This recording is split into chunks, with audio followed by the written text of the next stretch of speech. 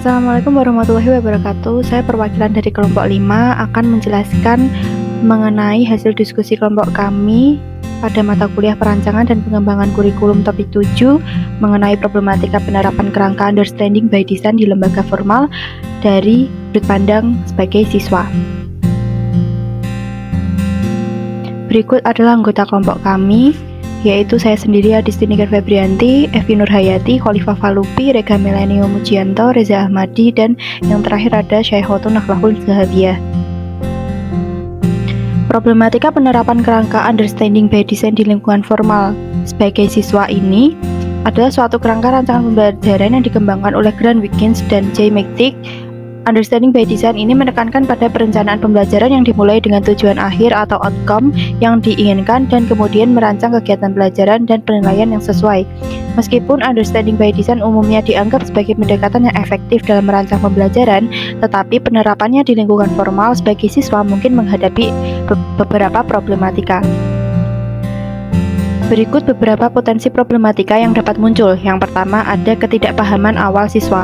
Pendekatan understanding by design ini menekankan pada pemahaman mendalam. Namun, tanpa pemahaman terhadap konsep dasar, peserta didik akan kesulitan dalam mengembangkan kemampuan berpikir tingkat tinggi yang diperlukan dalam understanding by design. Solusi yang dapat dilakukan untuk menanggulangi problematika understanding by design tersebut adalah sebagai berikut. Untuk mengatasi ketidakpahaman awal siswa, perlu diterapkan strategi yang mendukung pembelajaran bertahap, penguatan konsep dasar, dan berdiferensiasi untuk memenuhi kebutuhan individual siswa. Dengan demikian, dapat memastikan bahwa setiap siswa memiliki fondasi yang kokoh untuk mencapai tujuan akhir pembelajaran yang diusung oleh pendekatan understanding by design. Yang kedua, tuntutan waktu.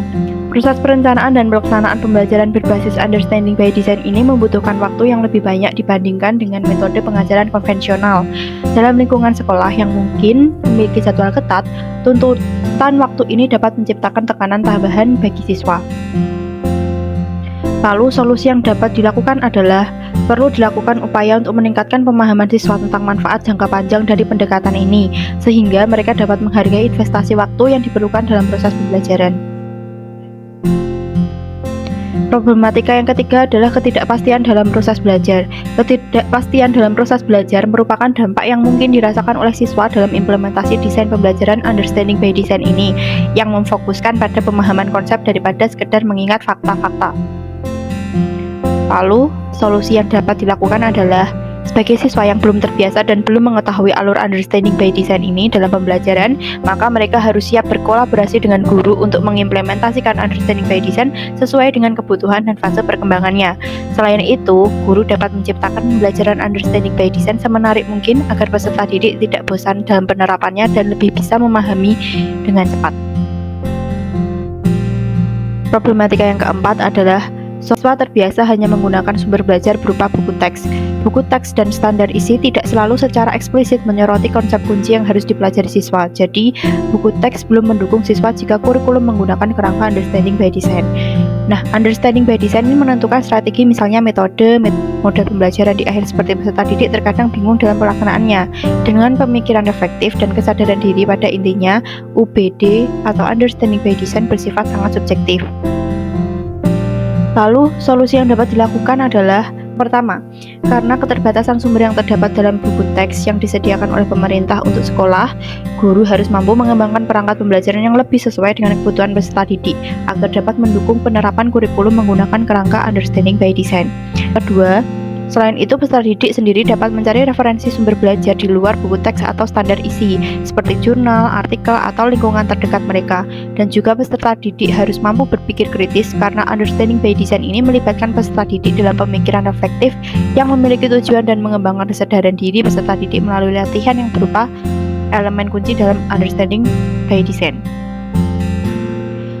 Sampailah kita kepada kesimpulan. Jadi, dari berbagai problematika dan solusi yang diberikan agar penerapan understanding by design ini dapat berjalan dengan efektif dan siswa dapat berperan aktif dalam pembelajaran, maka perlu adanya kerjasama dengan berbagai pihak seperti kepala sekolah, guru, waka kurikulum, dan peserta didik.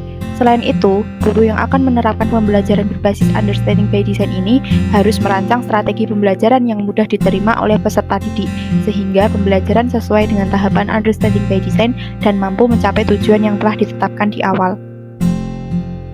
Berikut adalah referensi dari hasil diskusi kelompok kami. Sekian, terima kasih. Wassalamualaikum warahmatullahi wabarakatuh.